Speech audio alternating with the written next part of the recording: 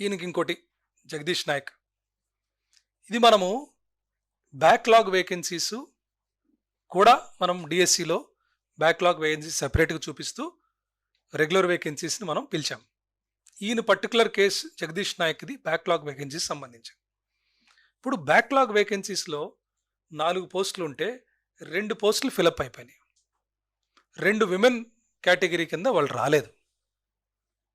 రానప్పుడు ఇతనేమంటాడు, నాకు అది కన్వర్ట్ చేసి ఇచ్చేసేయండి, నాకు అన్యాయం జరిగింది అంటాడు.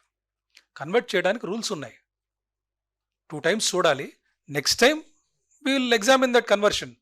కానీ ఇప్పుడు వచ్చేసి మేము ఎవరికో ఇచ్చేయలేదే.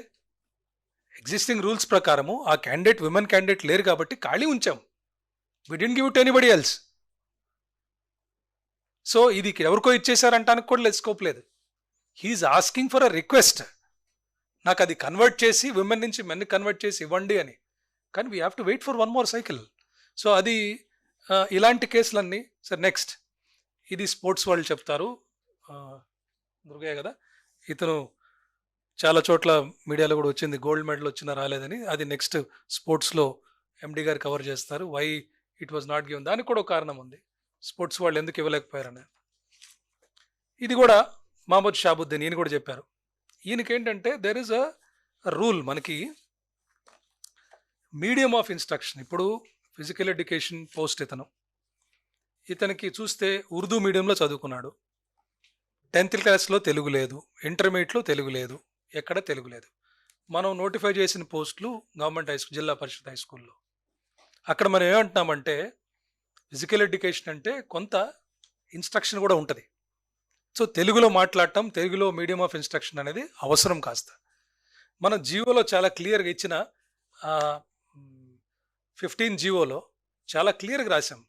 ఏమని రాసాము, he must have studied the language concerned as first language in SSC or equivalent or in part 1 intermediate or equivalent అని క్లియర్గా ఇచ్చాం మనం. ఇది same rule has been applied to everybody.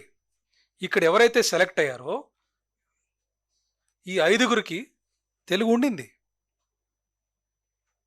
ఇంకెవరికన్నా Telugu లేకుండా ఇచ్చామా? అలా కాదే. ఇక్కడ అందరు చూడండి, అందరు మైనారిటీ కమ్యూనిటీ. షేక్ పూరి బాషా, షేనాజ్, షేక్ రంజాన్, ఆరిఫ్ అలీ, షేక్ అలీ. నేను ముందుగానే ఎగ్జామ్ పెట్టక ముందులే చెప్పాం కదా ఉండాలని.